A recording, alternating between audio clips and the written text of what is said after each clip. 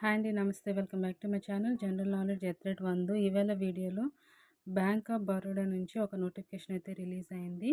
Already online applications కూడా start అయిపోయాయి friends. అది ఏ జాబ్ అనేది దాని ఫుల్ డీటెయిల్స్ ఈ వీడియోలో షేర్ చేస్తాను. వీడియోని అయితే స్కిప్ చేయకుండా చూడండి. స్కిప్ చేస్తే మీరు ఇన్ఫర్మేషన్ లాస్ అవుతారు. సో స్కిప్ చేయకుండా ఎండ్ వరకు చూడండి ఫ్రెండ్స్, ఓకేనా. Bank of Baroda totally 500 office assistant పొజిషన్స్కి సంబంధించి, అంటే ప్యూన్ జాబ్స్ అనమాట. సబార్డినేట్ స్టాఫ్ క్యాడరే ఆన్ రెగ్యులర్ బేసిస్ మీద అనమాట ఈ జాబ్స్కి సంబంధించి నోటిఫికేషన్ రిలీజ్ చేశారు. దీని ఆన్లైన్ అప్లికేషన్ వచ్చేసి May 3 నుంచి స్టార్ట్ అయింది. May 23 వరకు ఛాన్స్ ఉంది మనం అప్లై చేసుకోవడానికి. సో ఫ్రెండ్స్, ఇప్పటివరకు ఎవరికైతే తెలియదో వాళ్ళు హరీ అప్ అవ్వండి. హరీ అప్ అయ్యి ఆన్లైన్ ప్రాసెస్లో మీరు ఈ జాబ్స్కి అయితే అప్లై చేసుకోవచ్చు. ఇక్కడ వాళ్ళు ఆల్రెడీ లిస్ట్ అయితే రిలీజ్ చేశారు ఫ్రెండ్స్. ఆంధ్రప్రదేశ్కి సంబంధించి టోటల్ ఏ స్టేట్స్లో ఎన్ని వేకెన్సీస్ ఉన్నాయి, అదేవిధంగా ఎస్సీ వాళ్ళకి ఎన్ని, ఎస్టీ వాళ్ళకి, ఓబీసీ, ఈడబ్ల్యూఎస్ అండ్ యూఆర్ వాళ్ళకి ఎన్ని అనేది వాళ్ళు డీటెయిల్గా మెన్షన్ చేశారు. టోటల్ మన ఆంధ్రప్రదేశ్కి వచ్చేసి 22 వేకెన్సీస్ ఉన్నాయి. అందులో ఎస్సీ కేటగిరీకి సంబంధించి 3, ఎస్టీ వాళ్ళకి 1, ఓబీసీ వాళ్ళకి వచ్చేసి 5, ఈడబ్ల్యూఎస్ వాళ్ళకి 2 అండ్ యూఆర్ వాళ్ళకి 11 అనమాట. ఇక్కడ చూడండి ఫ్రెండ్స్, టోటల్ వేకెన్సీస్ 500. పొజిషన్ వచ్చేసి ఆఫీస్ అసిస్టెంట్ ప్యూన్కి సంబంధించి. ఇంకా క్యాటరీ విషయానికి వస్తే సబార్డినేట్ స్టాఫ్ అనమాట. అడ్వర్టైజ్మెంట్ నెంబర్ కూడా వాళ్ళు మెన్షన్ చేశారు. BOB-HRM REC ADVT 2025-05 అనేసి. ఈ జాబ్స్కి ఎడ్యుకేషనల్ క్వాలిఫికేషన్ వచ్చేసి 10th పాస్ అయి ఉండాలి, అంటే SSCR మెట్రికులేషన్. లాంగ్వేజ్ ప్రొఫిషియన్సీ అంటే మనం ఏ స్టేట్లో ఉన్నామో దానికి సంబంధించిన లోకల్ లాంగ్వేజ్లో మనం చాలా పర్టికులర్గా ఉండాలి. అంటే ఆ లాంగ్వేజ్ని అంటే చదవగలగాలి, రాయగలగాలి, అదేవిధంగా మాట్లాడగలగాలి.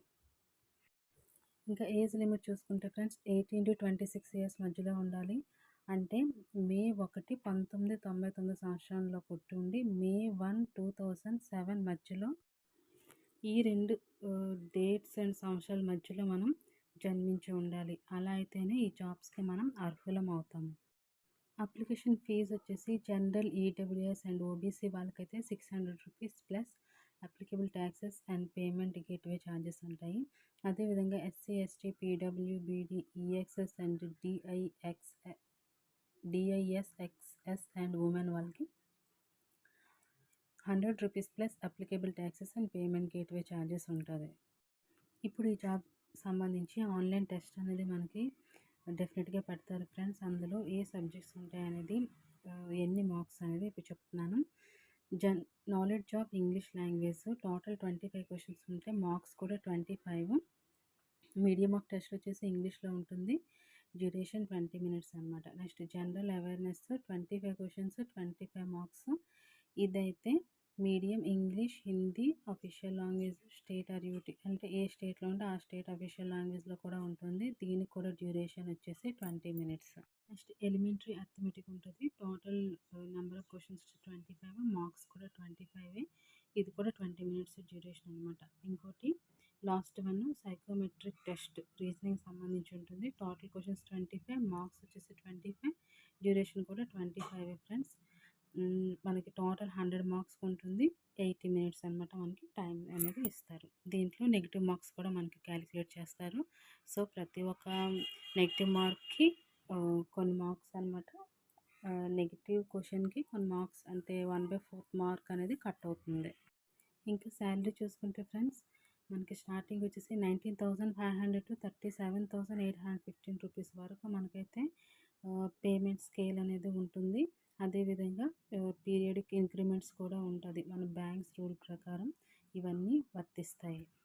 ఈ జాబ్కి ఎలా అప్లై చేయాలంటే ఫ్రెండ్స్, మన bank of Baroda careers page అనేది ఉంటుంది. దానిలో విజిట్ చేసి ఆఫీస్ అసిస్టెంట్ రిక్రూట్మెంట్ సెక్షన్లోకి వెళ్ళి రిజిస్ట్రేషన్ కంప్లీట్ చేసి, ఇంకా అప్లికేషన్ ఫామ్ కూడా కంప్లీట్ చేసి, ఏవైనా డాక్యుమెంట్స్ కావాలంటే దాన్ని అప్లోడ్ చేసి, నెక్స్ట్ అప్లికేషన్ ఫీ పే చేసేసి అనమాట అప్లికేషన్ని సబ్మిట్ చేసి మనం దాన్ని ఒక కాపీని మనం ఫ్యూచర్ కోసం సేవ్ చేసుకోవాలి, మన దగ్గర ఉంచుకోవాలి.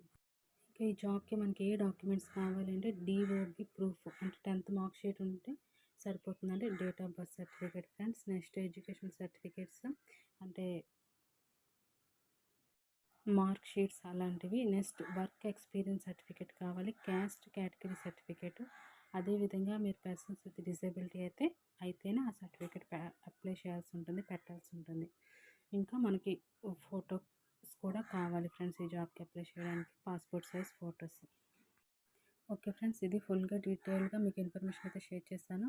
ఎవరైతే అప్లై చేయాలనుకుంటున్నారో ప్లీజ్ హరీ అప్ అవ్వండి. ఈ వీడియో నచ్చితే లైక్ చేసి షేర్ చేసి మీ ఫ్రెండ్స్కి ఛానల్ సబ్స్క్రైబ్ చేసుకొని ప్లీజ్ సపోర్ట్ చేయండి. Thank you friends, have a nice day.